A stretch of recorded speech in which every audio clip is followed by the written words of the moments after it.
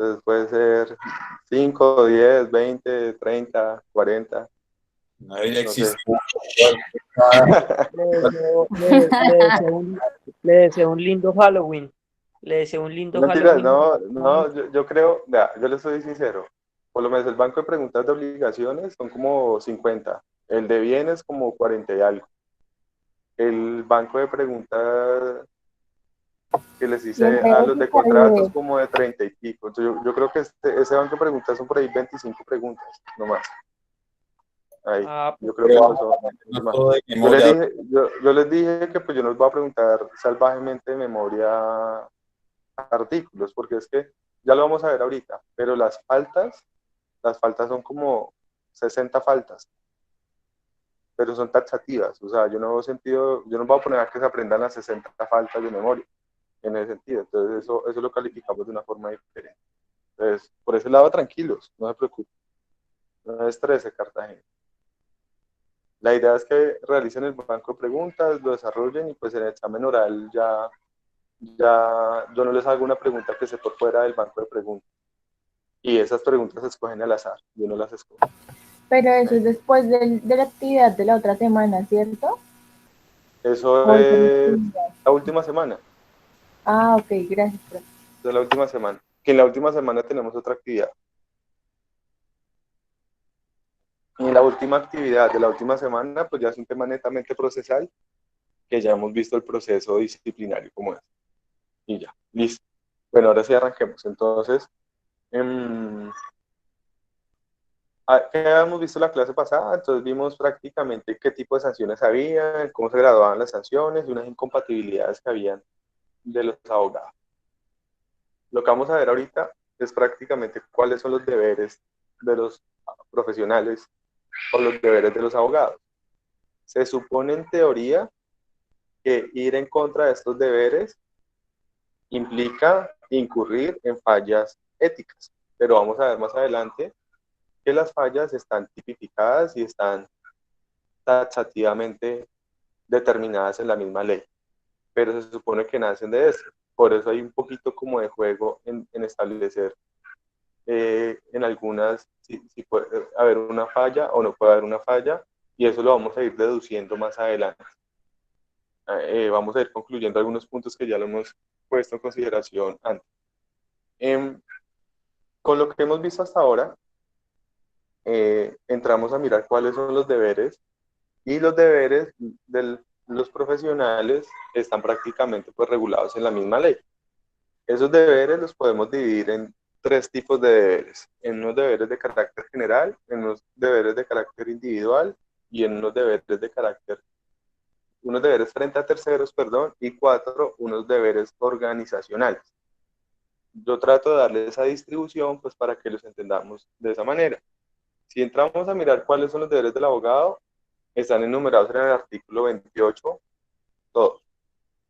Ahí están. Ustedes van y miran el artículo 28, pero el artículo 28 pues habla muchas cosas que son muy claras, pero hay algunas que pueden ser objeto de debate, que eso lo vamos a hablar ahorita, como por ejemplo el tema del secreto profesional, que pues espero ojalá hayan leído lo del secreto profesional para que lo tengamos bien claro. Entonces ahí nos señala prácticamente 21 deberes del abogado. Y esos 21 deberes del abogado, que están enumerados ahí en el artículo 28, les decía que pues para entenderlo un poco mejor, yo trato de dividirlo en cuatro categorías: en unos deberes generales, en unos deberes individuales, ya vamos a ver a qué me refiero con eso, en unos deberes frente a terceros y en unos deberes como organizacionales o administrativos. Entonces vamos a ir hablando uno a uno, algunos solamente los vamos a mencionar y en algunos sí nos vamos a demorar un poco. Entonces miremoslo directamente de la norma. Entonces, deberes profesionales del abogado, los generales. Acá se dan cuenta que yo se saltan, pero porque los agrupé en ese sentido. Primer deber general del abogado: observar la Constitución y la ley. Y ahí vuelvo a dejarles la misma duda en el aire. que les decía las pasadas y les ponía el ejemplo, que creo que ponía de ejemplo a Santiago. Entonces decía, si Santiago es un abogado que es un abogado negrero y tiene una empleada de servicio a la que no le paga bien, no la liquida bien, pues ahí, ¿qué está haciendo Santiago? Pues Santiago como abogado está inobservando, no está observando, está ahí respetando la ley, incluso la Constitución, en ese sentido. Está faltando a un deber profesional como abogado. Entonces ahí la discusión viene a si esos deberes deben respetarse solamente en el ejercicio profesional o deben respetarse en cualquier ámbito como tal. Eso es la gran discusión que se da en ese sentido, en ese evento. Hay posiciones a favor, hay posiciones en contra, pero es muy discutible desde muchos aspectos, porque, por ejemplo, incurrir ¿cómo se llama? En una sanción de tránsito o que le interpongan a uno un comparendo. Pongamos un ejemplo, un exceso de velocidad. ¿Quién no ha cogido carretera y aprieta el acelerador y pues tiene un comparendo por exceso de velocidad? En ese caso uno está inobservando la ley, está faltando a un deber, pero ¿será que eso lo hace como ciudadano o lo hace como abogado? Es la discusión que se da ahí. El mismo ejemplo que les ponía, yo tengo mis empleados, no les pago bien, vulnero derechos laborales, estoy inobservando la ley. ¿Será que ahí me miran a mí como abogado o como ciudadano del común? Entonces es un parámetro que es muy complejo de determinar. Les dejo la duda en el aire nuevamente, porque la vamos a concretizar ya cuando veamos las faltas o las fallas en ese evento. Entonces, cuando veamos las fallas y las faltas directamente, ahí ya vamos a entrar a mirar esos aspectos, porque no necesariamente se dice que incurrir, perdón, o sea, no necesariamente faltar a un deber es falla o es falta, sino que las faltas están determinadas de forma taxativa, como ya lo mencionaba. Entonces ahorita ustedes la próxima clase y en la actividad que vamos a hacer lo van a revisar. Pero el deber principal del abogado es observar la ley. La discusión está si es solamente dentro de su profesión como abogado o por fuera. Y la discusión está, yo les decía, si eso implica una sanción ética o no. Les ponía otro ejemplo, cuando yo incurro en una simulación de un contrato con toda la intención de hacerlo, pues ahí estoy actuando en contra del ordenamiento jurídico. Pues qué decir si uno incurre en un delito, pero ¿será que incurrir en un delito lleva a una falta disciplinaria? Les pongo un ejemplo sencillo. Usted es un abogado, muy buen abogado, pero es un papá irresponsable. Entonces, como es un papá irresponsable, incurre en un delito que se llama inasistencia alimentaria. ¿Será que eso implica un proceso ético y una sanción disciplinaria? Ahí les estoy dejando nuevamente la duda en ese evento. Entonces, el primer punto, reitero, o el primer deber general del abogado es observar la Constitución y observar la ley. 2, defender y proporcionar los derechos humanos, entendidos como derechos civiles, políticos, conforme a la Constitución. Va muy relacionado con el anterior. Entonces yo tengo que ser un defensor de derechos humanos. Lo que tenemos que dejar ahí la duda nuevamente es si solamente en el ejercicio de mi profesión o en todo mi comportamiento como abogado.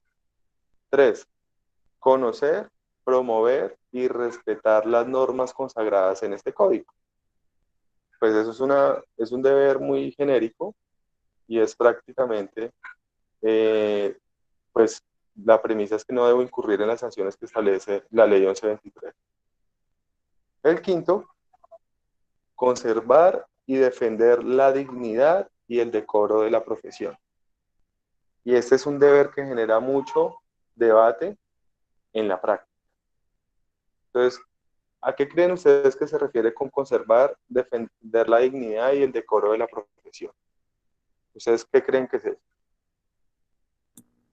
yo no sé, yo lo veo como no hacerle faltas o como zancadillas o jugarle sucio al abogado, o sea, utilizando sí, maniobras o artimañas Mm, utilizando la misma ley ¿no?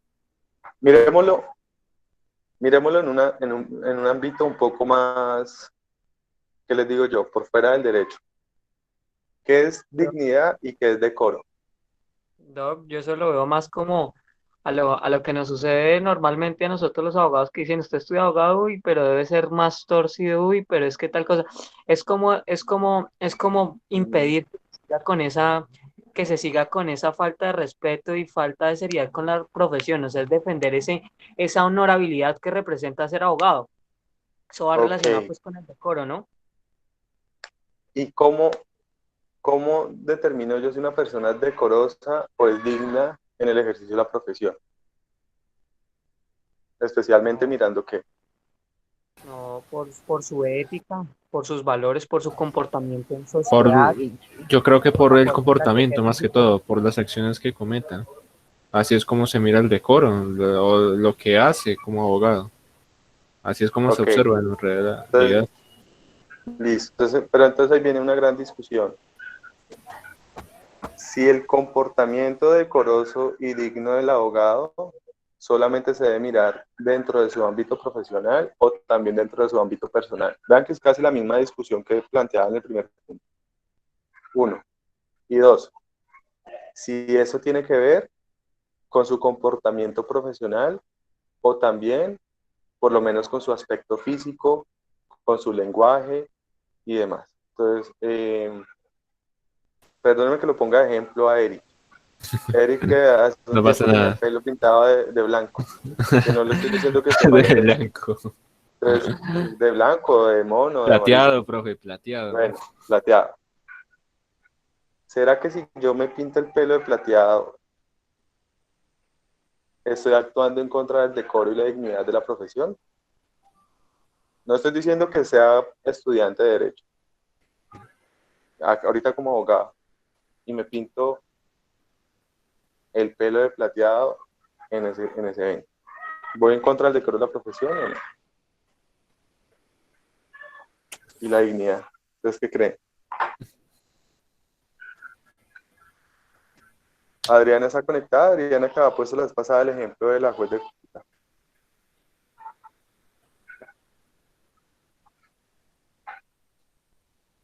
¿Ustedes creen que la juez de Cúcuta que hace CrossFit, sale con sus tatuajes y pues su ropa deportiva, sus bikinis y todo en redes sociales, actúan contra la dignidad y el decoro de la profesión o no? ¿Ustedes qué piensan al respecto? ¿Mm?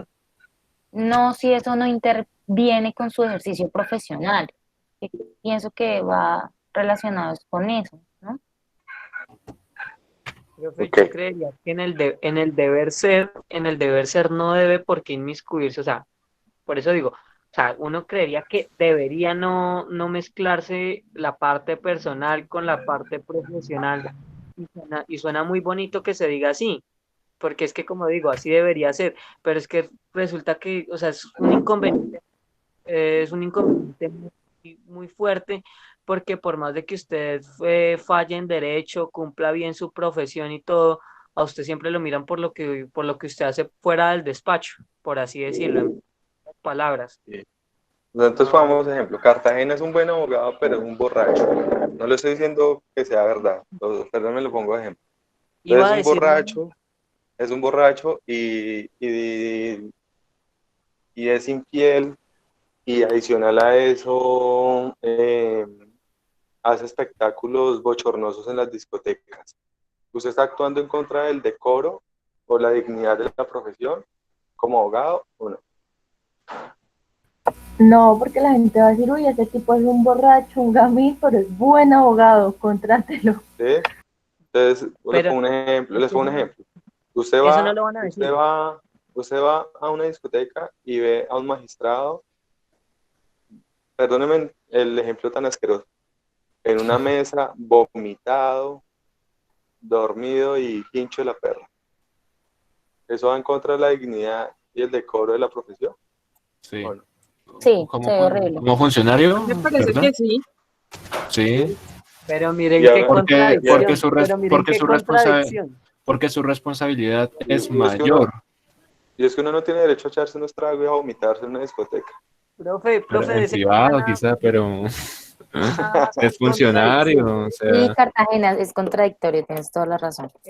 es una contradicción abismal y es, o sea, pónganse a pensar, o sea, para la abogada, la juez, no se le tiene que mezclar la vida personal con la vida profesional, pero al abogado que tiene su problema de alcoholismo y que le gusta, no sé, vagabundear, visitar prostíbulos, no sé, alguna cosa para eso sí lo afecta. Sí.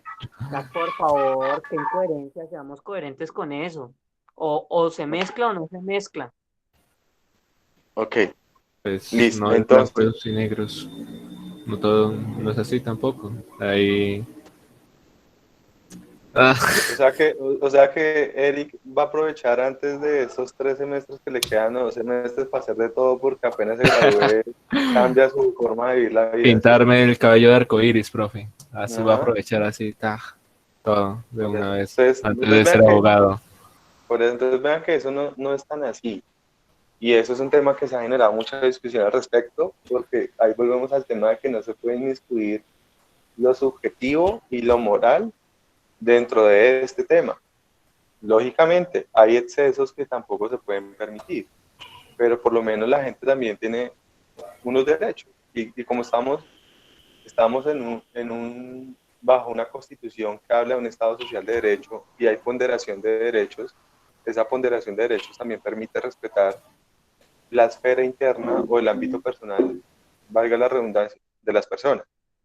Entonces, en ese sentido, eso se ha llegado a discutir, se ha venido a hablar, y por más que a veces se vea feo, a mí no me pueden por lo menos, digamos, decir, si yo voy a una audiencia, y pues una cosa es que yo vaya en un esqueleto y pantalones a una audiencia, eso ya es distinto, pero a mí no pueden decir que yo vaya en una corbata, por ejemplo, o por ejemplo, además de que es machista y discriminatorio, yo le puedo decir a una abogada que no vaya a una audiencia, digamos, con los hombros destapados. No le puedo prohibir que lo haga. O sea, hay unas libertades, y realmente ahí es donde se entra a una posición actual, y sí tiene que ver con lo que ustedes hablaban inicialmente, y es que el decoro y la dignidad de la profesión va de la mano frente al comportamiento como abogado, más no tiene que ver propiamente con su forma de vestir. De pronto, por ejemplo, comportamiento, su forma de hablar.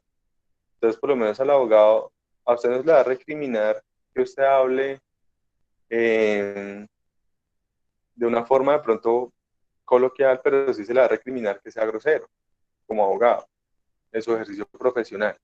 Pues no quiere decir que usted no pueda echar la madre con sus amigos, una cosa así, pero por ejemplo es distinto que usted utilice un lenguaje inapropiado en una audiencia, como juez, eso ya es diferente en ese sentido. Entonces vean que eso hay que mirarlo muy en detalle. Y lo menciono acá simplemente para concluir que la dimensión del decoro y la dignidad de la profesión tienen una dimensión más allá, es como de deber moral que propiamente como de un deber ético y jurídico del abogado. Porque vamos a ver cuando veamos las faltas, que la única falta que va en contra del decoro de la profesión es un tema que tiene que ver con la publicidad. Es decir, no hay faltas que adviertan que otros comportamientos van en contra del decoro. Entonces terminamos viendo que es un deber en abstracto del abogado y que implica pues un comportamiento ético, pero en el ejercicio de su profesión, reitero. Entonces, ya nos salimos del cliché de que teníamos que andar desastre. Hoy en día se puede ir pues vuelvo y les digo, hay extremos de extremos. Pero, por ejemplo, usted puede ser un abogado que tiene tatuajes y los tatuajes están a la vista, y eso no tiene ningún problema. Eso no es indecoroso ni es indigno.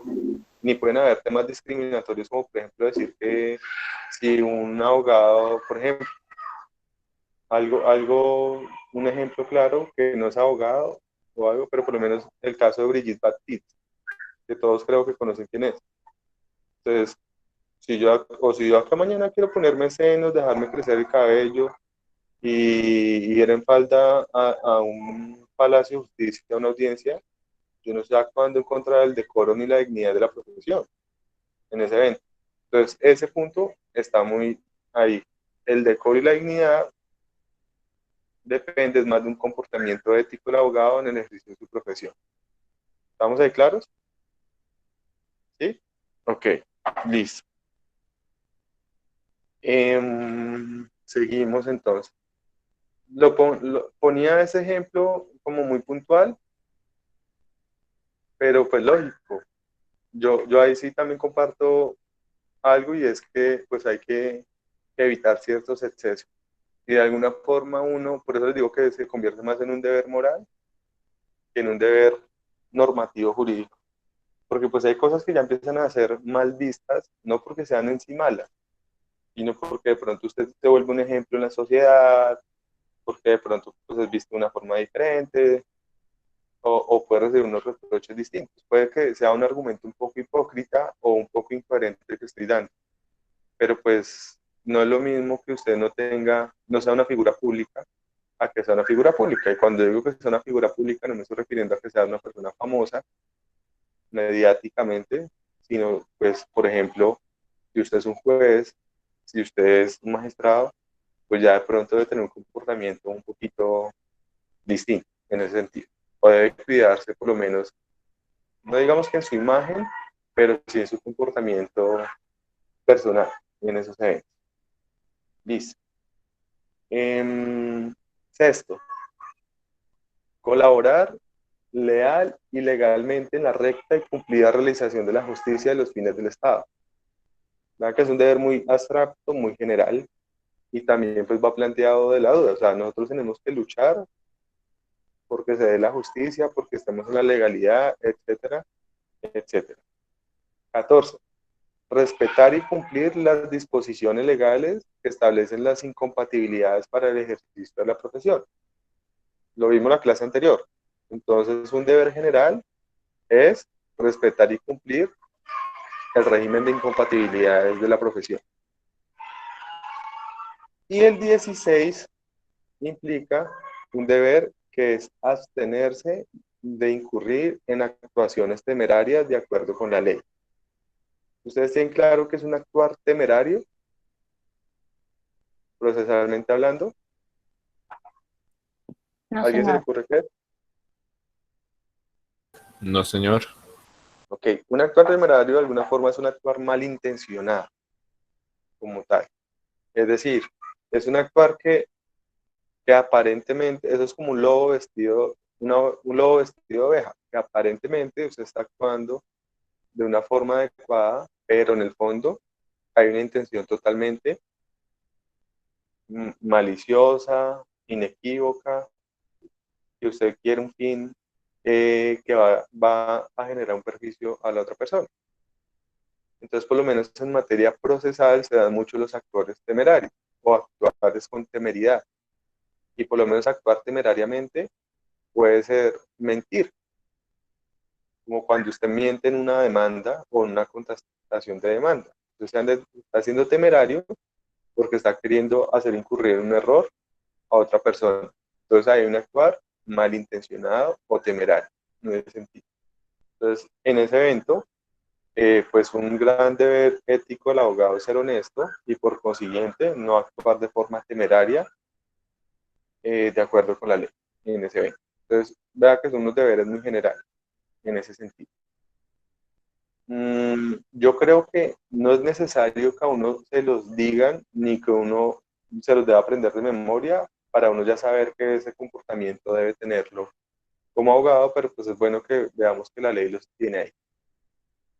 Hay unos comportamientos individuales o que pues yo englobo dentro de lo que es un comportamiento individual, perdón, unos deberes más individuales.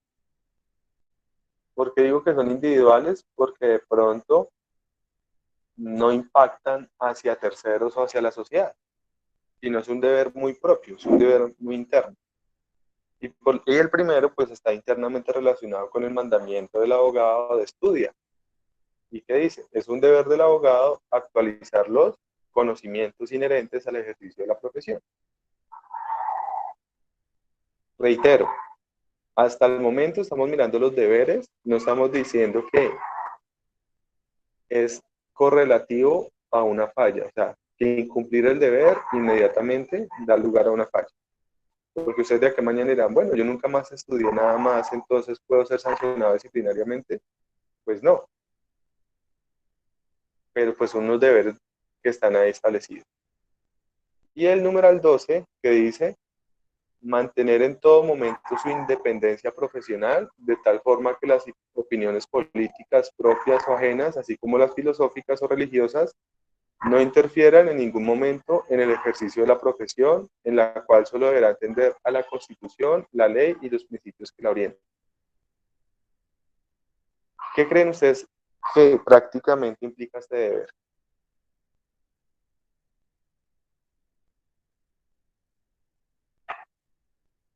Ser objetivo. Sí, La imparcialidad. sí, pero vean que en unos temas bastante complicados, política, filosofía, religión, etcétera, etcétera. O sea, como que los abogados no debemos tomar partido ni incluirnos en eso, a no ser que nosotros estemos participando del ejercicio político, que eso ya es diferente. Pero ahí yo les pongo un ejemplo, y el ejemplo es este señor. ¿Ustedes creen que ese señor cumple ese deber No, o no? no. Vean que opina bastante en temas relacionados con política, por ejemplo, y sale a criticar y a cuestionar temas políticos, lo cual es notablemente afectar este deber, que dice, yo como abogado debo mantener mi independencia profesional, es decir, abstenerme de opinar en política, en filosofía, en temas religiosos, que no interfieran en ningún momento en el ejercicio de la profesión, en la cual solo deberá atender a la Constitución, la ley y los principios que la orientan. O sea, yo debo someterme al imperio de la ley como abogado en este evento. ¿Qué sucede? Muchos abogados vulneran ese deber. Lo que pasa es que vamos a ver más adelante si frente a ese deber hay algún tipo de falla establecida por la misma ley. Y ahí vamos a ver que este código de ética pues es muy débil o tiene muchas falencias en ese aspecto porque establece unos deberes, pero no faltar a los deberes siempre los castiga. Entonces, en ese sentido, ahí hay como una falencia de esta codificación en ese sentido. Y adicional, ¿por qué? Pues porque mientras a uno no le inicien una investigación, pues uno puede incurrir en muchos de esos aspectos, afectar de estos deberes y puede que nunca pase absolutamente nada. Entonces ahí tenemos ese deber individual como tal. Hay unos deberes frente a terceros. Y cuando decimos terceros, pueden ser todos los ciudadanos, como puede ser, por ejemplo, especialmente los clientes y especialmente los colegas, como también puede ser, por ejemplo, digamos, los empleados o los compañeros de trabajo. ¿Estos deberes cuáles son? Primero, el numeral 7. Observar y exigir mesura. Perdónenme de pronto que la clase se vuelva como un poquito como tan plana porque es numeral por numeral, pero pues eso es lo que es la ley. Ahí tratamos de explicarles un poco más para que los interioricemos. Entonces, el numeral 7 que nos dice, observar y exigir mesura, seriedad, ponderación y respeto en sus relaciones con los servidores públicos, colaboradores y auxiliares de la justicia, la contraparte, abogados y demás personas que intervengan en un asunto de su profesión. Es decir, ser respetuoso con esta serie de personas. De lo contrario, pues yo puedo incurrir en una falla disciplinaria. obrar con lealtad y honradez en sus relaciones profesionales. En desarrollo de este deber, entre otros aspectos, el abogado debe fijar sus honorarios con criterio equitativo, un criterio justificado, proporcional, etcétera, etcétera, de acuerdo a las normas que se dicten para este efecto.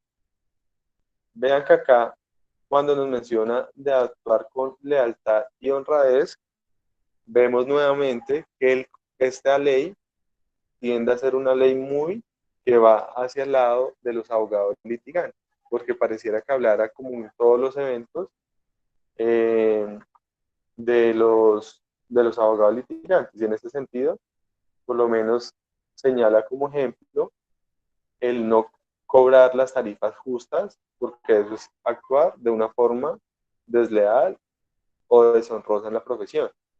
Entonces, en ese sentido, puede uno incurrir en una falla porque cobre mucho o porque cobre muy poco.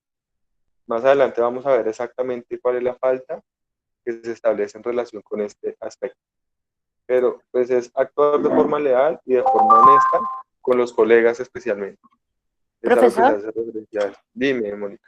tal vez eso que tú mencionas y que pues es válido porque se ve en todo lo que describe la norma, que siempre como que castigan más al abogado que desempeña esa función de litigar. Esto, tal vez porque antes no se llegaba a pensar que las profesiones independientes o liberales fueran a desarrollar otro tipo de funciones tales a las que en principio se encuadraron, ¿no? Porque el abogado, pienso yo, no sé, siempre ha sido como que la persona se prepara pues para defender únicamente y siempre se defiende es ante estrados judiciales. El contador, por ejemplo, siempre han visto al contador como única y exclusivamente llevar registros, pero nadie se imagina, digamos, los otros componentes como organizacionales, eh, no sé, diferentes al normal, ¿no? Pero mira que yo no lo veo tan así. ¿En qué sentido? O sea, es totalmente válida tu apreciación, pero yo no lo veo así. ¿Por qué? Porque si tú miras la ley es del año 2007, o sea, no estamos hablando de una ley tan antigua. Por ejemplo, si tú miras el Código de Ética de los Médicos, es una ley que es la ley 23 del año 81. O sea, es una ley que sí es mucho más antigua, es una ley que tiene ya casi 40 años. En cambio, el Código de Ética del Abogado no es tan antiguo. Lo que pasa es que yo creo que el código castiga más que todo, o no digamos que castiga, perdón, regula o se basa más que todo en actuación de abogados litigantes, especialmente porque los que trabajan en una entidad, los que están empleados, o sea, los abogados que no son independientes, sino que son empleados, suelen estar sujetos a un régimen disciplinario como funcionarios públicos, como, como por ejemplo empleados directamente. Entonces, en ese sentido, yo creería que por eso trató de centrarse más en eso, lo cual no quiere decir que este código no esté dirigido para todos los abogados, pero sí vemos en ese sentido que hay ejemplos que aplican solamente como para abogados litigantes. Cuando hablar de lealtad y honradez puede aplicar en todos los campos de la profesión. Yo puedo ser desleal o puedo ser deshonrado en cualquier aspecto profesional, no solamente en un litigio, o no solamente al cobrar más o cobrar poquito, pero pues de pronto sí es una posición muy sesgada del legislador en ese evento. Eh, y en parte sí, como lo dice Mónica, de pronto todavía sigue un cliché de pensar que los abogados solamente nos dedicamos a litigar en ese evento. Y la gente de pronto no sabe que pues el litigio, profesionalmente hablando, es un porcentaje muy bajo frente a lo que se puede dedicar a ser un abogado en la vida profesional. Entonces, ahí sí hay como una falla de la sanción, pero yo creo que no hay una visión, o si la hay, como tú lo dices, ahí sí que estamos más equivocados porque la ley no es una ley tan antigua, es una ley antes bastante, bastante reciente en ese evento. Pero sí, no sabemos ahí el legislador. Tendría uno que ir a mirar la exposición de motivos de la ley para saber por qué razón el legislador trató de hablar más de abogado litigante que propiamente de todas de ser un poquito más amplio en ese evento. ¿Listo? Estamos ahí. Ahí, claro, gracias, Mónica, por tu apreciación. Bueno, Yo creo que en cualquier momento puede haber un nuevo código de ética del abogado y por lo menos ya uno hablar de decoro ya es distinto. Y es que, por ejemplo, el decoro sí puede cambiar, porque por lo menos el deber que teníamos ahorita en no intervenir en política y todos esos temas, por ejemplo, los jueces tienen un régimen disciplinario adicional que sí que les prohíbe abstenerse de hacer ciertas apreciaciones. Entonces, de pronto en ese evento, creo que uno también no solamente debe mirar el código de ética, sino también su régimen disciplinario dependiendo de a qué se está dedicando, en cada caso en concreto. Listo. Pero miren que tal cual, lo que decíamos, dice, obrar con lealtad y honradez en sus relaciones profesionales. Listo. Pero después dice, en desarrollo de este deber, entre otros aspectos, el abogado debe fijar sus honorarios con criterio equitativo y proporcional frente al servicio prestado o de acuerdo, Asimismo, debe acordar con claridad los términos del mandato, los costos, la contraprestación y forma de pago. O sea, si yo leo la primera parte yo digo, listo, tenemos que ser leales y honrados. Y en la segunda parte, yo digo, no, eso no aplica para los jueces, por ejemplo, o no aplica para otro tipo de profesionales. Por eso yo les decía, iniciando estas clases, que hay una visión muy objetiva de la ley. Y la visión objetiva de la ley es que yo prácticamente puedo decir que no incurro en una falta si la falta no está tipificada como tal. Entonces, de aquí a mañana, una herramienta de defensa puede decir, yo no estoy vulnerando ese deber, porque es que ese deber, acorde como está escrito en la norma, no me aplica a mí. La honestidad y la lealtad es un valor que debe aplicar a cualquier persona, pero según lo que dice la ley, está restringido a un aspecto específico de, del litigio. Entonces no me aplicaría a mí en ese evento. Es como el tema del decoro, que vamos a ver más adelante. El decoro, la ley lo restringe a la publicidad, a unos ámbitos de la publicidad. Entonces, en ese sentido, sí hay unas grandes falencias de la norma en ese caso. Punto 9. Y este es un punto que también está relacionado especialmente con los abogados litigantes, no solamente con ellos, pero el tema del secreto profesional va más ligado hacia ellos. Y es 9, guardar el secreto profesional incluso después de cesar la prestación de servicio. Entonces vean que este es un deber ético del abogado, pero es un deber que tiene mucha regulación al respecto y que debemos de mirar muy en detalle. Y pues ahí, si yo les doy la palabra para que de pronto ustedes, de lo que leyeron, pues me cuenten cómo es dirían, como dicen coloquialmente, cómo es el maní del tema del secreto profesional. O nadie leyó. sí, señor, sí leímos. Ustedes saben que la mejor forma de ver enchuquizado a un profesor es no haber leído. ¿Sí? Entonces los escucho. Pero yo quiero escuchar a alguien diferente a Mónica.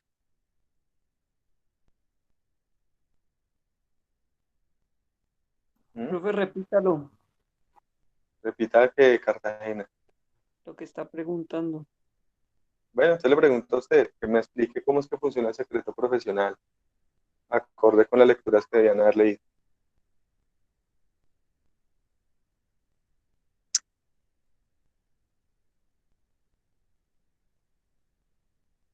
Cartagena.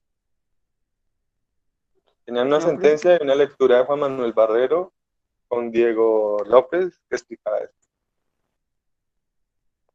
profe, pues que el derecho profesional o sea, tiene como un carácter doble, que El aparte de derecho que, profesional, perdón, el secreto profesional tiene una doble connotación como derecho y como deber, en el cual como deber es esa lealtad hacia el cliente, hacia nuestro usuario, en el cual debemos, en el cual esa persona deposita sus necesidades, deposita ciertas verdades, cierta información que no puede ser divulgada y que de incumplir con nuestro compromiso como profesionales íntegros y ¿cuándo yo puedo romper el secreto profesional? Cuando hay una inminencia comisión de un delito. En caso del derecho, porque lo que decía Cartagena es que en las lecturas hablan de dos acepciones del secreto profesional, que es la parte general que se aplica a todo, pues como a modo, sí, a grosso modo, y luego entonces están algunas especificaciones como en medicina, en periodismo, en psicología y contaduría, creo que era la otra, pues aparte de derecho que tenían Sí. reglas específicas y que se sancionaban de manera diferente. Y hablaban de derecho al final con el análisis de una sentencia que el tema en derecho se podía hacer solamente en dos casos, que era cuando se autorizara por parte de la persona, o dos, cuando hubiera inminente riesgo de una comisión de un delito, pero la Corte decía que quedaba muy amplio y dijeron que quedaba condicionalmente exequible por esa vaguedad pues, que tenía el concepto y se dejó consagrado que entonces sería cuando el riesgo fuera inminente y que el delito fuera realmente grave. Listo, vale, Lorena, muchísimas gracias. Entonces vean que, ojo, la sentencia a la que hace referencia Lorena es la que se pronunció frente a la constitucionalidad del El numeral que acabamos de artículo. leer, no el artículo, sino el numeral, que habla del secreto profesional, o que se menciona el secreto profesional como un deber. Y pues ahí se hace todo un análisis frente al secreto profesional. Entonces partamos de la base de algo. La profesión de abogado, bueno, ahí vuelvo a la misma crítica. Eso pareciera que siguiera arraigado al ejercicio de la abogacía en el sentido de litigar o asesorar. Porque creo que en el caso de los jueces no está como ese inconveniente. Entonces, ¿cuál es la situación? La relación que se crea con un abogado y su cliente es una relación de confianza, realmente. Y esa relación de confianza que implica que yo pueda depositar cierta información en el abogado y el abogado no vaya a utilizar esa información para afectar mis propios intereses. Como cuando yo le cuento un secreto a un amigo y mi amigo va y lo que hace es, como dice coloquialmente, venderme. Entonces se supone que una relación de confianza implica privacidad y secreto. En ese sentido, ¿cuál es la situación en particular? Que lo que uno sabe puede ser de tal gravedad o de tal índole que uno quiera romper ese secreto. Entonces es muy diferente cuando uno está actuando en una situación normal a cuando uno está recibiendo un secreto por la confianza depositada con ocasión de la profesión. Y pues ahí, como decía ahorita Lorena y ponía varios ejemplos, eso se da en diferentes profesiones, no solamente en la profesión de abogado, por ejemplo, con el contador. Al contador uno le cuenta sus pecados. Entonces uno le dice, vea, para mi declaración de renta yo recibí un dinero, pero ese dinero no aparece registrado en ningún lado porque lo recibí de tal forma. Y el contador no era decirle a la DIAN, venga DIAN, él recibió esta suma de dinero, pero ustedes no la tienen bajo su radar, por eso y eso. No, me guarda el secreto. Es lo mismo que el cura, por ejemplo, que el párroco. Lo mismo que un psicólogo, una psicóloga. Entonces, por lo menos, se supone que el secreto implica guardar el secreto, pero algo adicional, y es no reprochar, no hacer reproche en ese sentido. Es decir, nosotros dentro del, además de que el secreto profesional nos genera el deber de no hablar ni compartir la información, nos genera el deber de no reprochar a nuestra parte por lo que nos está contando, en ese sentido. Porque si no, ¿para qué nos cuentan? Porque es que a nosotros no nos están contando para pedirnos un consejo propiamente, sino simplemente hace parte de la información que nos están manifestando. Y lo más normal cuando uno va a litigar es que uno le diga al cliente que le cuenta a uno toda la verdad y que sea bastante sincero con uno. No porque uno quiera irse en contra del cliente, sino porque es una herramienta fundamental para poderlo defender y uno no tener sorpresas durante el proceso en ese evento. Entonces, digamos que si entramos a mirar todo lo que tiene que ver con el secreto profesional, el artículo 74 de la Constitución nos dice que el secreto profesional es inviolable, no se puede violar, no se puede vulnerar. Eso nos dice el artículo 74. Luego, venimos y miramos el artículo 28 que leímos ahorita, dice que es un deber del abogado guardar el secreto profesional, incluso después de que cesa la prestación del servicio. Ahí estamos mirando como la cadena normativa que tiene que ver con el secreto profesional. Y luego el artículo 34, que ustedes lo van a leer posteriormente, dice que constituye una falta en contra de la lealtad con el cliente revelar o utilizar los secretos que le haya confiado el cliente, aún en virtud del requerimiento de autoridad, a menos que haya recibido autorización escrita de aquel, o que tenga la necesidad de hacer revelaciones para evitar la comisión de un delito. Entonces, en ese sentido, la misma norma nos establece la obligación de guardar el secreto, pero nos señala unas excepciones en las cuales yo puedo revelar esa información o ese secreto. Como lo mencionaban ahorita, las excepciones son, uno, que tenga autorización de mi cliente para revelar la información, y dos, que la revelación implique evitar la comisión de un delito. Pero ahí, relacionado con lo que decía Lorena y creo que Mónica, hay una salvedad al respecto. Y eso es lo que hace el análisis la Corte en la sentencia 301 del 2012, donde entra a revisar el alcance de esta disposición. O entra a revisar efectivamente cuándo o qué tipos de delitos son los que a mí me permiten romper ese secreto profesional. Entonces, esa sentencia, que es la que yo les envié, y que todo eso está explicado en el artículo de Juan Manuel, nos señala realmente cuando yo no tengo responsabilidad por romper el secreto profesional. Y pues eso va muy relacionado con el artículo 22, que lo vimos clases anteriores sobre las exclusiones de la responsabilidad. Entonces vamos a mirar exactamente qué es lo que nos dice la norma, qué conclusiones nos trae. Ahí se los estoy mostrando en pantalla. Ustedes lo tienen ahí en pantalla. Y pues para como resumir el tema. Entonces, ¿qué conclusiones nos da la sentencia? Primero, dice que hay unos eventos muy excepcionales donde es posible revelar la información sometida a reserva. Pero ¿para qué yo la expongo? Principalmente para salvaguardar derechos de terceros, lo cual nos encausa o nos lleva a una causal de exclusión. ¿Qué conclusión nos da la sentencia? Que la protección del secreto profesional no es absoluta, que la revelación de información sujeta a secreto es admisible siempre y cuando se cumplan una serie de requisitos y se busque proteger el derecho de un tercero. Especialmente es eso.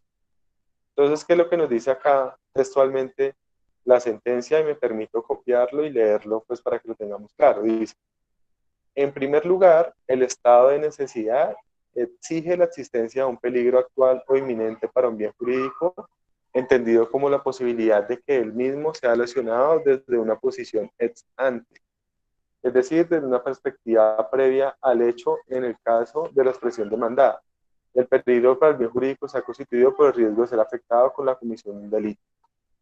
En segundo lugar, se requiere ponderar los intereses entre un bien jurídico que debe ser tutelado y otro que debe ser lesionado para salvaguardar al primero. Esta ponderación de intereses implica la salvaguarda del bien jurídico que pudiera ser afectado por el delito que se pretende impedir y sacrificar con el secreto profesional. Entonces vean que hasta este momento la Corte le genera una carga bastante fuerte a los abogados. Y es que el abogado tiene que entrar a mirar si el proteger un deber de un tercero implica arriesgar un derecho mayor, que es el derecho a guardar el secreto a mi cliente. Y debo hacer esa ponderación de derechos entre guardar un secreto o contar la verdad y favorecer a terceros. Porque por lo general, siempre que yo guardo un secreto, se puede estar afectando a terceras personas. Entonces, en ese sentido, ¿qué nos dice la norma? Perdón, ¿qué nos dice la Corte? Dice, en tercer lugar, el estado de necesidad no puede aplicarse de manera ilimitada, sino que se requiere que la conducta constituya un medio idóneo para hacer frente al peligro. En ese sentido, entonces, ¿qué es lo que concluye la Corte como tal? Que yo puedo vulnerar el secreto profesional siempre y cuando esté autorizado para ello. Y puedo hacerlo sin autorización cuando pretenda defender un interés general, perdón, o un interés ajeno, o el interés propio, o un interés tercero de la comisión de un delito grave, en ese sentido. Entonces, ejemplo, si mi cliente me cuenta que él debe un dinero, digamos, pongamos un ejemplo, digamos que Mónica me contrata a mí para que la defienda en un proceso ejecutivo. Y Mónica me confiesa a mí que ella tiene ocultado un patrimonio. Y pues que eso lo ha ocultado y está insolventada para no pagar. Vean que hay un interés de un tercero que se está viendo desfavorecido, porque es que el acreedor está perdiendo la oportunidad de hacer valer efectivamente su derecho a cobrar la obligación. Y yo tengo la información y yo sé que se está afectando un tercero. Pero en ese juicio de ponderación de derechos, ese derecho de ese acreedor no es tan relevante como para yo llegar a revelar la verdad. Eso es muy criticable y a mí me parece que incluso puede llegar a ser antiético o puede llegar a ser injusto, pero yo no puedo revelar esa información en ese sentido. Y pues el acreedor se va a quedar sin poder cobrar, uno, y dos, esto, yo no puedo revelar esa información ni, digamos, demostrar qué pasa. Pongamos un ejemplo así muy exótico. Que mi cliente me confiese que tiene cuentas en las Bahamas, en Panamá, en paraísos fiscales, que tiene bienes a nombre de unos familiares y todo. Pues yo no puedo decir nada.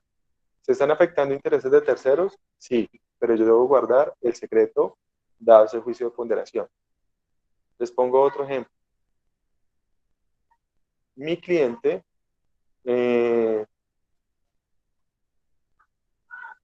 pongamos un ejemplo reciente, el del hacha que cogió a hacha a la novia, que agarraron ayer, lo que capturaron ayer. ¿Tienen claro el ejemplo? Sí, a Karima, ¿Sí? ¿qué? ¿Sí? No, sí. No, de Bogotá lo capturaron en Fusagasugá. Pero no ¿Conocieron era, el el caso? caso no era de acá, ¿no? No, Ah, no, el de acá fue pero, la señora pero ¿conocen el caso o no? que prostituía a los hijos, a las niñas. No. ¿Conocen el caso del que cogió y le dio hacha en la Sí, cabeza a la novia? sí, que se cambió el aspecto físico y todo. Exactamente. Entonces, digamos que yo soy el abogado de él y él me dice, sí, efectivamente yo cogí y le pegué con un hacha tantas veces. Y adicional a eso, le pegaba normalmente en otras ocasiones de esta forma, ¿vale? Ahí yo sé una verdad que él me está contando, dentro de la confianza como abogado. ¿Puedo revelar ese secreto? No lo puedo revelar, porque, ojo, hay un interés ajeno de por medio, un interés de un tercero, pero ese interés no está en peligro, ese interés ya, el peligro que corría, se sufrió. Entonces ahí yo no puedo revelar mi secreto profesional si se trata de un delito consumado. Pero si estamos en un evento donde estamos ante la posibilidad de que se cometa otro tipo de delito y sea un delito grave, ahí yo sí puedo revelar el secreto profesional en ese evento. Les pongo un ejemplo diferente, perdón, un ejemplo para concluir el mismo ejemplo. Que digamos que él me diga que él tiene contratadas a unas personas para que vayan y maten a la esposa. En ese sentido, porque la finalidad de él es matarla y no logró matarla a punta de hacha y la quiere matar, la quiere asesinar. En ese sentido, yo sí podría revelar el secreto profesional. Pero si, por ejemplo, yo, no sé, ahí viene la discusión, defiendo a una persona que están investigando por un hurto y esa persona me confiesa que hay un hurto que se puede llegar a cometer. ¿Será que ese hurto es un delito tan grave que me pueda llevar a mí a revelar ese secreto profesional o no? ¿Ustedes qué creen? Ustedes que leyeron la sentencia.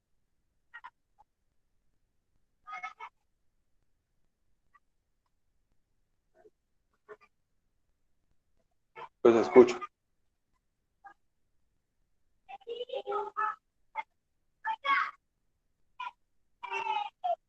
¿Ninguno?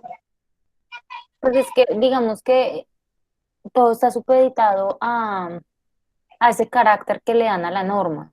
Porque si el carácter es de autorización, porque ahí mismo la sentencia dice que la norma es de carácter de autorización, pues ahí considerará el abogado si en efecto es tan grave el delito que pues tenga la obligación, no sé, ética de revelar ese secreto. Pero yo considero que no es clara la norma en eso, pese a que en la sentencia pues la declaran constitucional y todo eso. Pero, por ejemplo, yo no lo comparto, pese a que en la sentencia dice, y lo leo, el abogado tiene mayores conocimientos jurídicos en virtud de los cuales puede conocer si su cliente va a cometer un delito o no. En esa medida, si ya le están diciendo, pues ya es cuestión de cada uno, ¿no? Es muy subjetivo ese tema, es muy interno del Sí. profesional. Pero al punto que voy es a la gravedad del delito, porque hay delitos, no sé hasta qué punto nosotros podemos calificar delitos de muy graves a delitos de menos graves, en ese sentido. Hago una pregunta, le voy a preguntar directamente a alguien, no sé, París, si yo tengo un cliente y el cliente me confiesa, lo están investigando por un asesinato, y él me confiesa que asesinó a 3 personas más, ¿puedo revelar esa información o no la puedo revelar? París.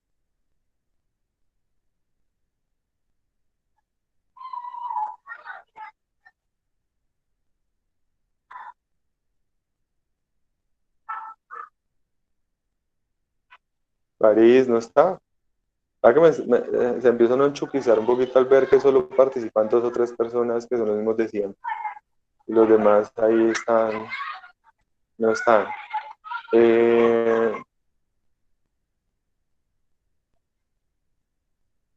Valentina Ordueña, ¿tú qué piensas al respecto?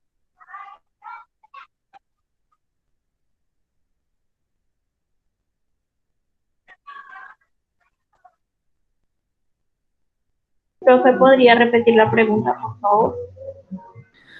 Doctor, yo quisiera participar. Dime, Adriana. Bueno, yo creo que pues no se debe revelar el secreto profesional en ese caso, porque pues tú bien nos decías que pues estaban esas dos causales y pues claramente él confesándome que había asesinado a otras 3 personas más, no se estaría cometiendo otro delito grave.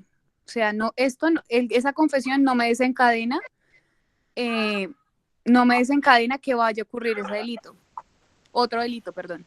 Pero si, por ejemplo, y siembro la duda, con su permiso, profesor, y quien acaba de participar, por ejemplo, están investigando todavía dónde están los cuerpos, están investigando si fueron asesinados o dónde están, cómo ha ocurrido. Todavía se siembra la duda porque sí, perfectamente eso ya se consumió, pero ¿Qué tal si el sistema de justicia no lo conoce y sigue en proceso?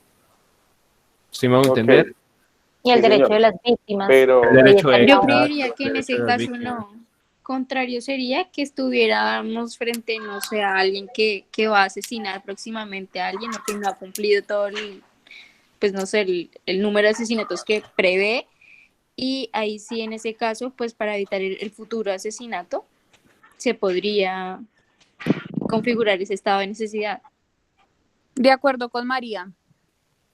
Sí, ok, puede ser.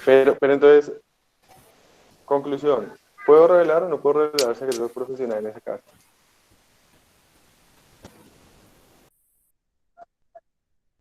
O sea, ¿puedo contar que esa persona asesinó a otras o no?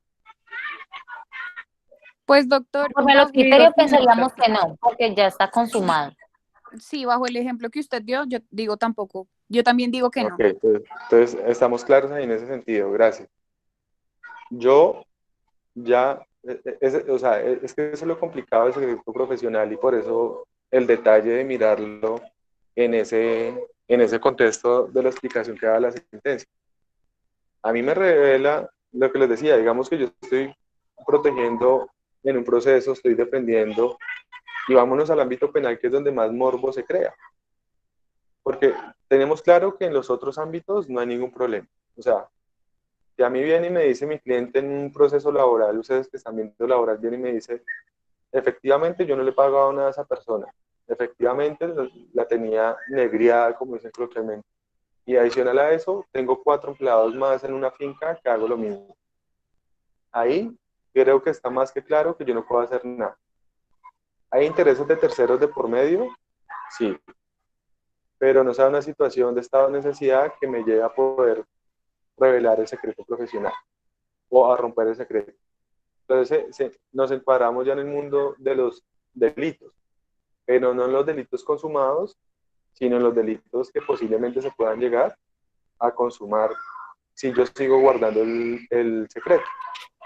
Y adicional a eso, delitos graves, que es donde es bastante suelto el tema, porque pues un delito grave, ¿qué es? Solamente los que afectan la vida, la integridad personal o algo.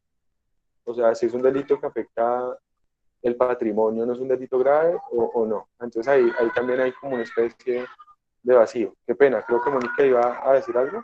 Sí, es que no recuerdo en una de las intervenciones de la sentencia, indicaban que algo así que tenía uno que pararse y mirar si con lo que yo no cuento podría estar, digamos, como participando, algo así como ser ay, se me olvida el nombre, un, uno que le ¿Un ayuda, árbitro? un cómplice, no, un cómplice, como si fuera cómplice. Sí, El ajá. hecho de yo no revelarlo me estaría yo como convirtiendo en un cómplice. Entonces, en esa medida, es que no recuerdo quién fue el que hizo la intervención ahí en la sentencia, pero me pareció algo así como que para usted poder definir si debe o no debe, tiene que mirar usted si en el desarrollo de ese delito usted estaría actuando como cómplice o para que en esa medida usted podría realmente opere lo del eximente de responsabilidad si usted llegase a revelar ese secreto profesional.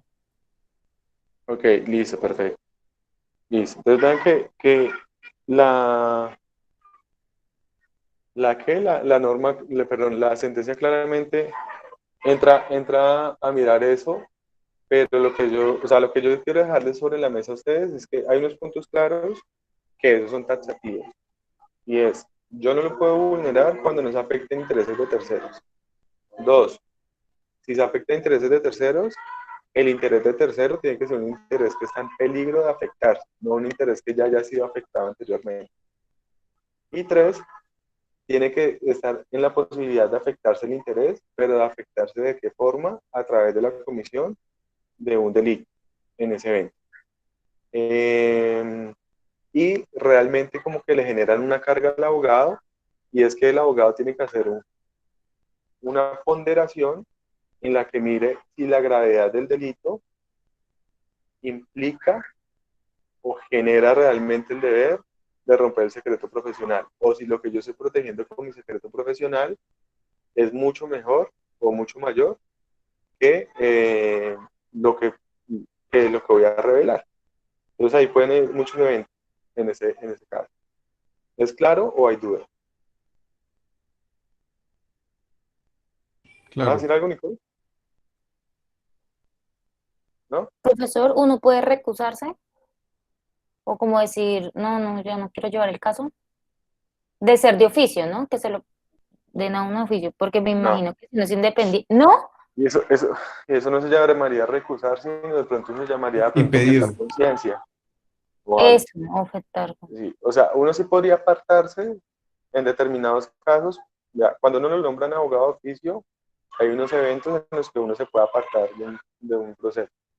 Pero cuando no está dentro de esas causales específicamente, es, usted tiene que realizar una defensa técnica.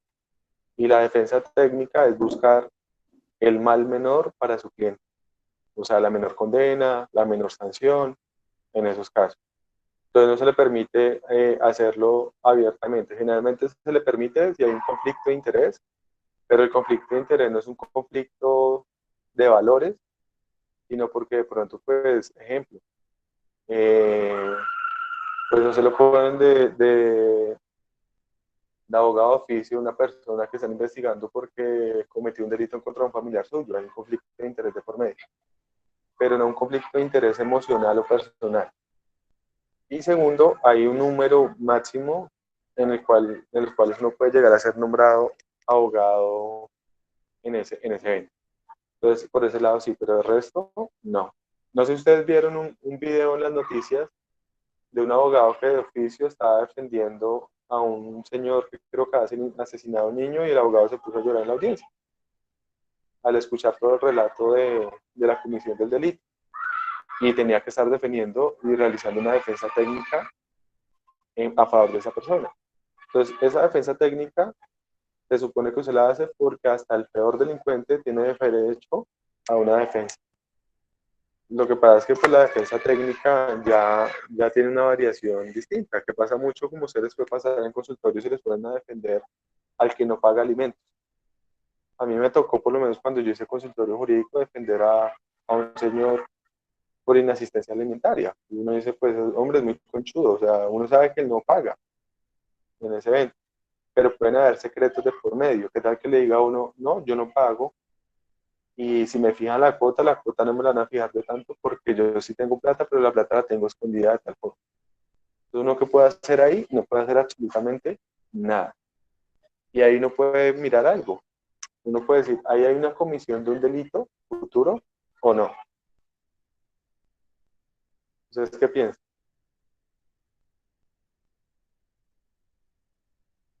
Digamos que Pues sí, pero Eric, aparentemente no es tan grave, ¿no? Pero es que sí, es que ese es el problema. 100, ahí está la ponderación de derecho. Entonces, digamos que lo que pasa, porque es que la comisión, la inasistencia alimentaria es un delito que se consuma continuadamente. Entonces, lo que me revelan a mí como abogado y dentro de esta relación de confianza implica que el delito se va a seguir consumando de forma continua. Entonces, ahí viene un conflicto bastante complejo. No les doy más vueltas en torno al tema, porque el tema quiero que ustedes, o sea, la actividad de la otra semana tiene mucho, pero mucho relacionado con secreto profesional. Entonces ahí tienen que analizar muy, muy en detalle cuándo se puede revelar o no se puede revelar. Pero lo que sí tenemos claro es que en temas económicos y de eso, yo no puedo revelar secreto profesional, nada que hacer. Entonces a mí me puede decir, voy a poner un ejemplo absurdo. Mi cliente me dice un divorcio, ¿sí? Yo le fui infiel y no solamente le fui infiel con una, sino con tres, pero no hay prueba de eso. ¿Qué tengo que hacer yo? Me quedo callado. Por más que de pronto yo diga, eso está mal hecho, está bien hecho, lo que sea, no puedo decir absolutamente nada. Ahí tenemos claro que se sale de eso. Si mi cliente viene y me dice, sí, yo lo maté, pero adicional a eso lo maté con esta forma que es un agravante a la responsabilidad, o el homicidio pasaría a ser un homicidio agravado.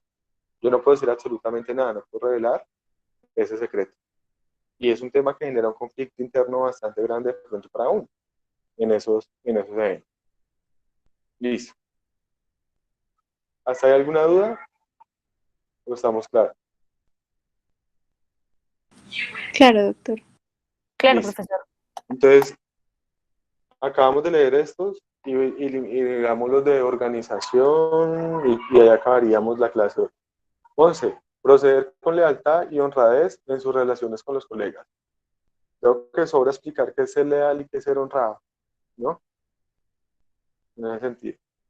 Vean que anteriormente había uno de lealtad y honradez, pero en las relaciones profesionales.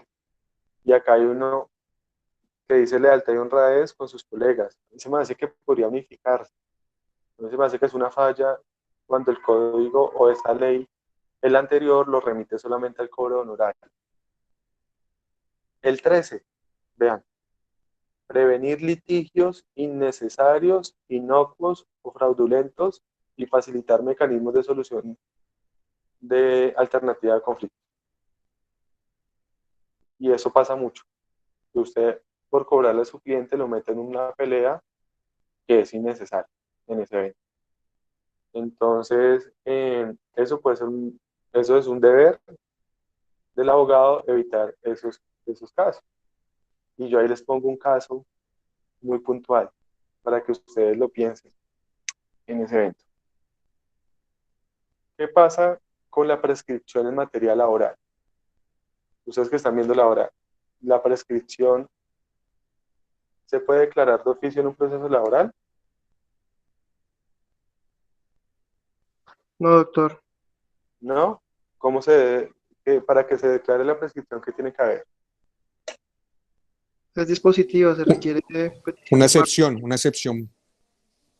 Ok, o sea que yo haya contestado la demanda y haya excepcionado que hay prescripción, ¿sí? Sí, una Entonces, excepción de mérito. sí. Entonces, si a mí viene Santiago me dice, vea, yo trabajé en esta empresa hace tantos años y nunca me pagaron nada de esto. Entonces yo digo, listo, voy a iniciar la demanda.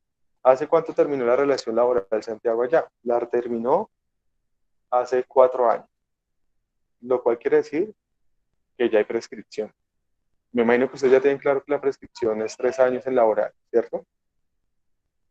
Entonces, ya hay prescripción, pero yo le digo a Santiago, peor diligencia la que no se hace. Demandemos, porque si yo demando y ellos no me alegan la prescripción, los condenan a pagar. Entonces arriesguémonos, ¿cierto? Arriesguémonos, coloquemos la demanda y si no me alegan la prescripción, pues estarían condenados. Ahí se podría decir que yo estoy faltando hasta de deber, porque estoy iniciando un litigio innecesario. No sé si podríamos decir que un litigio fraudulento, pero hay quienes dicen no, porque es que todo este tema procesal hace posible que usted sí le paguen y le reconozcan esa prestación. Entonces vean que eso puede ser bastante discutible en ese evento. Pero por ejemplo hay otros casos en los que sí es totalmente claro que yo puedo afectar este deber. Y es, por ejemplo, digamos que yo inicie un proceso de divorcio sin que haya causal de divorcio. Pues ahí la norma me es clara en decir que si no hay causal de divorcio, pues el proceso no va a avanzar. Y es que muchas veces yo como abogado lo que termino haciendo es satisfaciendo los intereses de mi cliente. Y por eso le cobro, mi cliente me paga. Pero yo tampoco puedo estar haciendo eso y adelantando procesos innecesarios, inocuos, fraudulentos, como tal. Se supone que yo no debo como patrocinar esa situación. Profesor, tal vez de Dime. ahí, en una de las charlas que nos brindó la doctora Sandra de consultorio, ella es la de conciliación. Ella nos Sí, puso, Sandra Magali. sí, ella nos puso a ver un video, era una conferencia de cómo litigar por medio de la conciliación. Y entonces explicaba el abogado, la verdad se me olvida, no recuerdo el nombre ahorita del señor que dio la charla, pero él decía que tristemente la conciliación debería ser la primera arma o herramienta que debe utilizar un abogado, porque de ahí se evitarían muchas cosas. Y él decía que podía, pese a que en muchos procesos no se requiere la conciliación, no no como requisito de procedibilidad, sino porque no se requiere para nada, ¿por qué no utilizarla precisamente para que bien el cliente no salga desfavorecido y se lleven litigios innecesarios, mencionaba él? Pero pues no Bueno, todo lo hace, ¿no? sí, pero eso también tiene una razón práctica de que no pasa. Lo que pasa es que em, hay unos aspectos prácticos que de pronto a veces no permiten hacer la conciliación cuando no es requisito. Y es que, por ejemplo, digamos en materia civil, la conciliación cuesta. Entonces, una conciliación bajito le vale a uno 1.000.000 de pesos. Entonces, yo poner más una conciliación porque pretendo de pronto llegar a un arreglo inicialmente.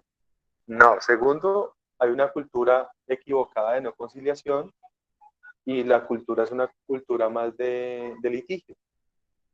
Pese a que hay un dicho popular que dice que es mejor un mal arreglo que un buen pleito, eso es mentira. A la gente le gusta más el litigio en ese evento.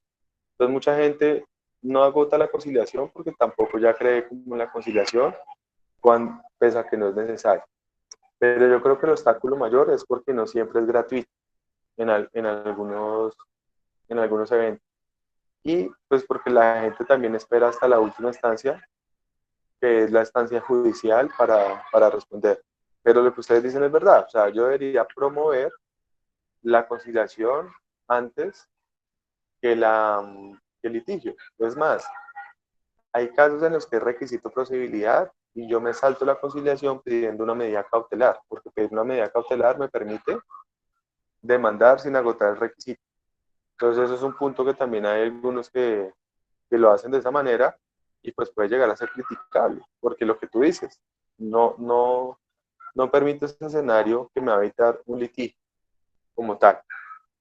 Vean, por eso vean que eso no es como tan concreto como uno pensaría, pero hay eventos en los que sí hay casos donde yo debo prevenir litigios innecesarios. Les pongo un ejemplo.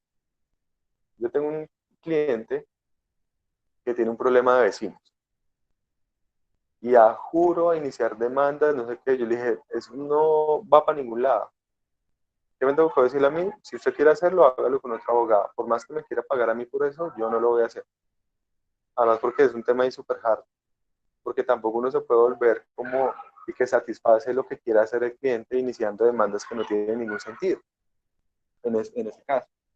O cuando, pongámoslo en otro escenario, cuando yo, sabiendo que hay plena responsabilidad, no le advierto a mi cliente la situación y alargo un litigio. Eso también puede pasar. Entonces, por lo menos, digamos, a mí viene en materia laboral, ustedes que ven laboral, que son laboralistas este semestre, entonces digamos que viene Lorena y me dice, vea, tengo una empleada de servicio que me trabajó tanto tiempo, que pasa esto y me demandó. Y yo veo que, ahí sí como dicen coloquialmente, canta como pato, camina como pato, nada como pato, ¿qué es? Pues es un pato. O sea, está claro que va a perder el proceso. ¿Qué es lo más sensato que yo debo hacer como abogado? Decirle, concilie, arregle. Y en lugar de pagarme a mí como abogado, lo que me va a pagar a mí por defenderla en un proceso en el que usted va a perder, trate de abonarlo a la conciliación. Entonces, si usted tiene una demanda por 40 millones de pesos y me va a pagar a mí 5 o 6 millones de pesos, 8 por defenderla en el proceso, pues más bien sume eso a un posible arreglo de conciliación o una transacción. Pero yo que podría decirle, no, vamos a defenderla y vamos a hacer hasta lo posible. ¿Y qué hago? Pues lo que estoy es sacándole platica, ganando una plata, sabiendo que eso no tiene ningún futuro, ese tipo de proceso. Entonces vean que ese es un escenario también en que yo puedo llegar a tener una sanción disciplinaria en esos eventos. ¿Estamos ahí claros? Sí, señor. Listo. 17. Exhortar a los testigos a declarar con veracidad los hechos de su conocimiento. O sea, ¿yo qué debo hacer? Caso de Uribe. Y no estoy diciendo que sea verdad o mentira, pero pues lo que se discuta ahí, supuestamente. No debo decirle a los testigos que digan mentira, porque pues normalmente uno prepara a los testigos. Preparar un testigo no es malo. Lo que es malo es decirle al testigo que diga mentiras. Eso sí es malo. pero uno puede preparar un testigo, no hay ningún problema. 18. Informar con veracidad a su cliente sobre las siguientes situaciones. Vean que este es un deber propiamente de los abogados litigantes, lo mismo el 17. El 18. Las posibilidades de gestión sin crear falsas expectativas. O sea, lo que decía ahorita, yo no debo decirle mentiras a mi cliente, que vamos a ganar, que vamos a sacar una cantidad de dinero, ni asegurar un resultado. Eso está totalmente prohibido hacerlo. 2. Tengo que informarle a mi cliente si hay algún conflicto de interés, parentesco, amistad o algo que pueda afectar la prestación. ¿Qué tal que usted venga como cliente y me diga en materia laboral? Que usted venga y me diga, vea, es que tal empleador pasó esto, esto y esto, y yo me quedo callado y ese empleador es un familiar mío. Entonces yo debería decirle, vea, qué pena, pero ese empleador es un familiar mío, entonces yo prefiero aislarme del caso porque hay un conflicto de interés. Y tengo que ser sincero en esa información que le suministro al cliente. O se la suministro para que el cliente, sabiendo eso, si desea seguir conmigo, pues continúe conmigo como abogado. Entonces está ahí en el numeral B. Y el C es el deber de informar la evolución del proceso. Y vean que eso es una bobada, pero por esa bobada lo pueden sancionar a uno. Uno tiene que estarle informando al menos unas 2 veces al año al cliente cómo va el proceso. Yo lo hago, por ejemplo, le mando un correo electrónico al cliente diciéndole, señor cliente, en su proceso no ha pasado nada. Llevamos 2 años y no ha pasado nada. Sigamos esperando. Pero todo el deber de informarle a mi cliente en ese evento. Si no lo hago constantemente, lo vamos a ver más adelante, me expongo a una sanción disciplinaria. Y finalmente, pues el abogado también tiene unos deberes organizacionales o administrativos que derivan del ejercicio de su profesión y que, reitero nuevamente, parecieran que fueran propios de los abogados litigantes, no de todos los abogados en ese caso. Y son los que voy a mencionar rápidamente y con eso ya acabamos por hoy. Primero, atender con celosa diligencia los encargos profesionales, lo cual se extiende al control de los abogados suplentes, dependientes, así como a los miembros de la firma, asociación. Es decir, yo respondo no solamente por mi labor como abogado, sino por mis dependientes. Entonces, si yo tengo un dependiente judicial y mi dependiente judicial hace malas cosas, yo también tengo el deber de supervisar la labor de mi dependiente judicial, por poner un ejemplo en ese sentido. 15. Tener un domicilio profesional conocido y registrado. Esto también es un problema y hoy en día está más claro. Los abogados, una vez se gradúa un abogado, uno tiene que registrar ante el Registro Nacional de Abogados cuál es su domicilio profesional y tiene que mantenerlo actualizado. ¿Y qué puede pasar? Para poner un ejemplo sencillo, que a usted lo nombren como abogado de oficio, le manden la comunicación a su domicilio que está registrado y usted no viva allá hace 5 años y usted nunca comparezca a ser abogado de oficio. Lo sancionan. Entonces es un deber administrativo mantener actualizado el domicilio profesional. Ahorita con la coyuntura del coronavirus, reiteraron nuevamente en ese deber profesional de los abogados, sobre todo porque uno también registra el correo electrónico a través del cual se celebran las audiencias. Y solamente es ese correo el que vale para efectos de audiencias y demás. Entonces vean que es un deber bastante importante mantener actualizado el domicilio profesional en el registro de abogados. Profesor, cuando usted dice que lo nombren a uno abogado de oficio, o sea, todos desde que salimos, digamos, nos graduamos y ya tenemos el título de abogado, nos pueden, y ya estamos registrados allá, ¿nos pueden llamar para ser defensores de oficio de cualquier persona? No. Sí, siempre y cuando no tenga una incompatibilidad para ejercer la profesión como litigante de las que vimos la clase pasada. O sea, por lo menos si tú eres abogada, pero Sí. eres funcionaria pública, no te van a asignar como abogado oficio. Ellos tienen una base de datos. Pero vean que con eso hay algo muy curioso. No, y si uno Y no es que, quiere, no, es un deber. Y, por ejemplo, hay juzgados que se enamoran de uno. Y hay juzgados que por lo menos dicen, vea, yo sé que Mónica es litigante, pongámosla a ella, punto. Y después se cogen en ese juzgado de ropa de trabajo y otra vez y otra vez. Lo que pasa es que uno tiene un número máximo de casos que puede recibir de oficio. No es un tema ilimitado, pero Ah, te ya. cogen ahí Y y sobre todo, eso es el mismo perdóname un segundo, mercado, acabo ¿no? la idea, ¿Gratis ahí? perdóname la idea, y sobre todo lo hacen cuando tú haces una buena gestión. Entonces algunos jueces dicen, vea, para proteger los derechos de la persona que está ausente, que no se hace parte del proceso, pongamos a Mónica. Mónica lo hace muy bien, ya fue abogada acá en uno y la ponemos en otro. Y en otro, hasta que cumple uno el número máximo, que se me escapa el dato, pero creo que son 5 procesos. Profesor, pero entonces en Cuando, esa medida, Sí, sigue. profe, son 5 procesos. ok, ojo, en materia civil no se llama abogado de oficio, sino se llama curador ad litem, pero lo nombran a uno ahí como Pero curador. entonces, por eso, si uno no se especializa, por ejemplo, ni en penal, Lo siento. ¿lo siento? Ay, no. Sí. Pero te digo que a uno le toca a veces desfilar a defender abogados en el Consejo Seccional de la Judicatura, a defender Yo esto. pensé que era porque si eh, trabaja en la rama, pues venga y lo llamo y ya. Ay, Dios mío. no, lo que te estoy diciendo, si tú trabajas en la rama judicial, no te pueden nombrar de abogado de oficio, porque tú sabes, tienes Sí, una eso incompatibilidad entiendo. para ejercer la profesión. Pero de todos modos, a lo que digo es que con eso hay que tener cuidado. Es un tema muy administrativo, pero uno puede ganarse una sanción pendeja. Y es que te mandan un oficio diciéndole, lo nombré como curador al ítem en un proceso ejecutivo. Eso pasa mucho. Entonces, ¿cuándo lo nombran uno como curador ad litem? Cuando notifican al demandado, no lo posible demandar, notificarlo, desconocen la dirección, hacen los emplazamientos, entonces le nombran un curador. Con las sucesiones también pasa. Entonces le mandan a uno un oficio a su domicilio que está registrado y usted no vive ahí hace 5 años, hace 3, hace 2.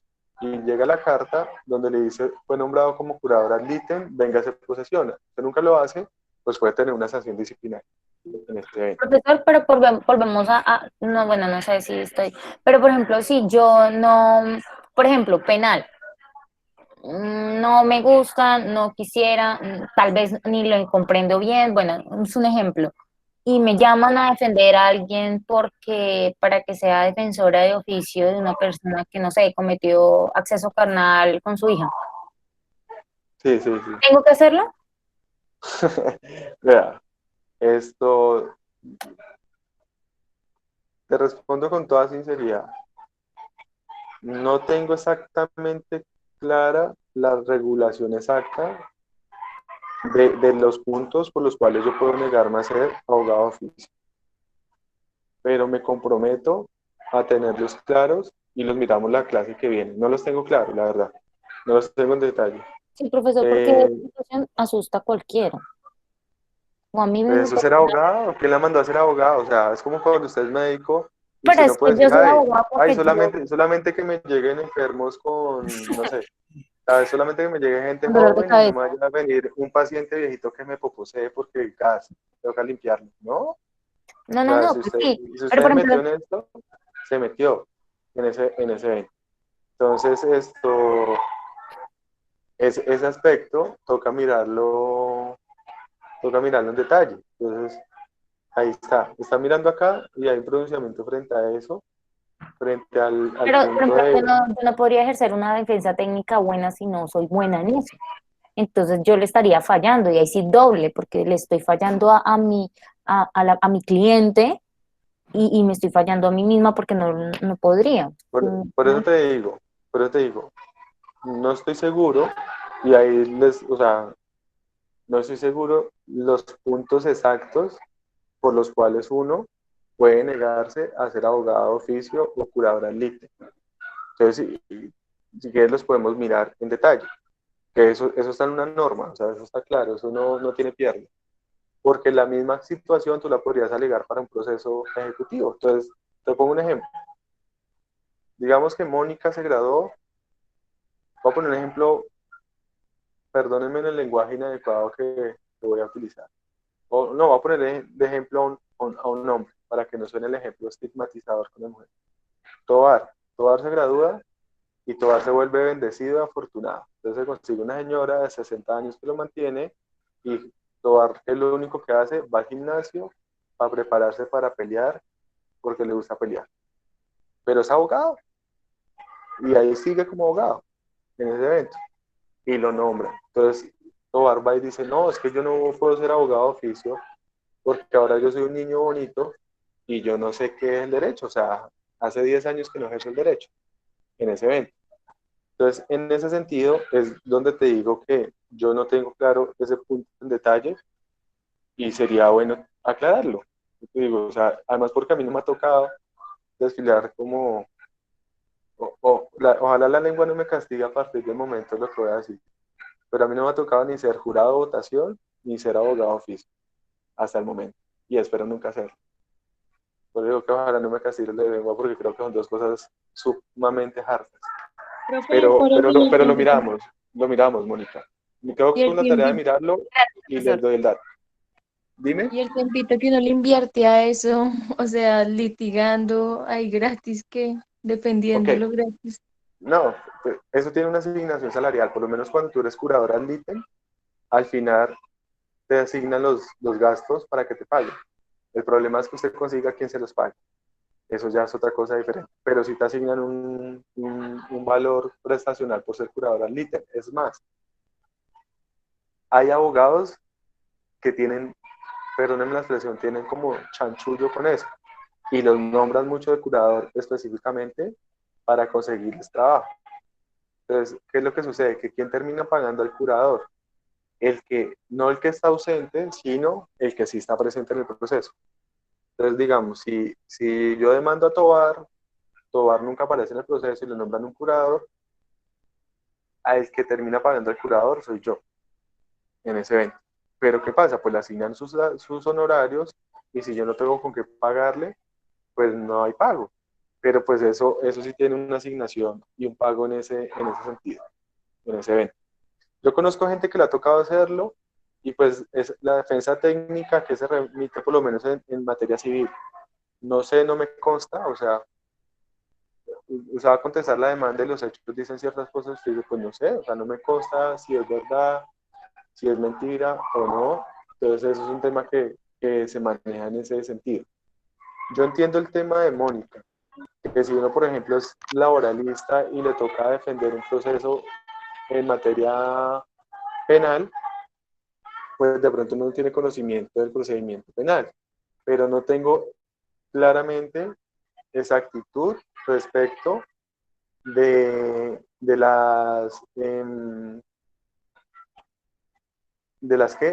las causales para yo poderme negar a hacer. Sé que el artículo 37 del Código de Ética en su numeral 1 castiga el no aceptar la gestión. Eso sí lo castiga. Pero no tengo claro exactamente los puntos. Entonces los miramos. Tranquilos que lo dejo ahí como un pendiente y los miramos en detalle en ese evento. Listo. Y para acabar, estábamos en el numeral 15. Entonces yo les decía que era importante, es un deber administrativo tener actualizado el registro. Eso se hace a través de la página de la rama judicial, uno actualiza su domicilio contractual. Hoy en día es importantísimo, sobre todo por tener actualizado el correo electrónico. Además porque los juzgados se comunican hoy en día pues por vía electrónica con uno y ya está a través del correo que está registrado. Entonces, si usted tiene registrado el correo de hace años que ya no utiliza y ahora utiliza otro, pues debe actualizarlo y cambiar ese correo. 19. Otro deber, renunciar y sustituir los poderes o encargos que le hayan sido confiados en aquellos eventos donde se le haya impuesto una pena o sanción que resulte incompatible. O sea, si a mí me suspenden o me excluyen de la profesión, pues yo tengo que renunciar a los poderes y sustituir esos poderes. Me debo abstener de aceptar poder hasta tanto no se haya obtenido paz y salvo. Eso ya se los había mencionado anteriormente. Es una falla en la que los abogados incurren muy fácilmente, en la que reciben un poder, lo presentan en el proceso y no han pedido el paz y salvo. Jodidos, por una cosa tan simple. ¿Por qué? Porque eso equivale como a correrle la butaca al otro. Por eso un cliente llega, el caso puede estar muy bueno, yo le digo, tráigame el paz y salvo de que ya le pagó a su abogado y ahí sí yo me meto al proceso. Antes de eso, no. Y el 21, véalo, acá está, nosotros buscándola. Aceptar y desempeñar las designaciones, ve, no sé por qué pero a mí se me hace que hay una regulación aparte de esto. Deber aceptar y desempeñar las designaciones como defensor de oficio. Solo podrá excusarse por enfermedad grave, por incompatibilidad de intereses, por ser servidor público o tener a su cargo 3 o más defensas de oficio, o que exista una razón que a juicio del funcionario pueda incidir negativamente en la defensa del imputado o resultar violatoria de los derechos fundamentales de la persona designada. Que ahí puede encajar el argumento de Ahí está el Mónica. de conocimiento. Sí. Pero Sí. a mí tengo ahí la duda porque, si mal no entiendo, hay otra regulación al respecto de ese tema, en ese evento. Busquémoslo, Entonces, profesor, por porque eso quedo con eso. Pero, Pero el punto en este caso es que acá lo señala claramente, enfermedad grave, pues estoy con coronavirus y ni siquiera estoy litigando, nada que hacer, incompatibilidad de intereses, conozco o tengo un familiar ahí metido en el proceso o algo, ser servidor público, está claro, yo no me acuerdo quién me dijo ahorita que eran 5, que yo tenía la idea que eran 5 porque sí encontró alguna información diferente. Eso toca corroborarlo. Yo fui el que le dije y lo dije porque la clase pasada lo tocamos con la profesora en procesal laboral y ella nos dijo que eran 5 procesos, sí. Sí, es que creo que hay una regulación distinta para curadora LITEN que la de para abogado de oficio. Por eso les digo que ese tema lo dejamos ahí pendiente. Y es que vean la complejidad. Son tantos deberes del abogado y tanta cosa tan minuciosa que tenerlos todos presentes pues se hace casi que imposible en ese sentido. Pero entonces sí, yo creo que con la tarea de profundizarlo y lo aclaramos la próxima clase en ese sentido. Ok, entonces, vean que son muchos deberes. ¿Qué es lo que vamos a ver más adelante? O qué es lo que vamos a ver la otra semana y tiene que ver con la actividad, ya entrar a mirar las faltas disciplinarias, que las faltas disciplinarias ya van del artículo 30 en adelante. Pero por lo menos, mire, el artículo 30 tiene 7 faltas. El 31 tiene 14 faltas. Así, y sumaditas entre el 35 tiene 6 faltas, el 36 tiene 4, el 38 tiene 2. Mal sumadas, hay casi 30 faltas. Entonces, mirarlas así una a una se hace muy tedioso. Por eso aprovecho la otra semana la actividad para que ustedes puedan revisarlas más detenidamente y resolver los casos del taller. ¿Listo? ¿Dudas o preguntas hasta el momento?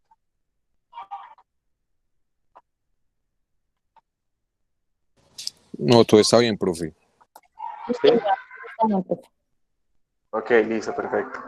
Listo. Entonces, ahí, hasta el momento lo único que seguimos viendo es que eso no es color de rosa. Eso es cansoncito y tiene sus temas con los que hay que tener mucho cuidado. Vale, entonces quedamos en ese compromiso. Reviso yo ese punto, lo precisamos y les envío el taller. Yo creo que les envío el taller incluso por tarde el lunes, para que tengan toda la semana para revisar y para que lo vayan revisando, y el miércoles de la otra semana pues precisamos algunos temas en clase. ¿Ok? Profesor, el día de hoy tenemos cuestionario.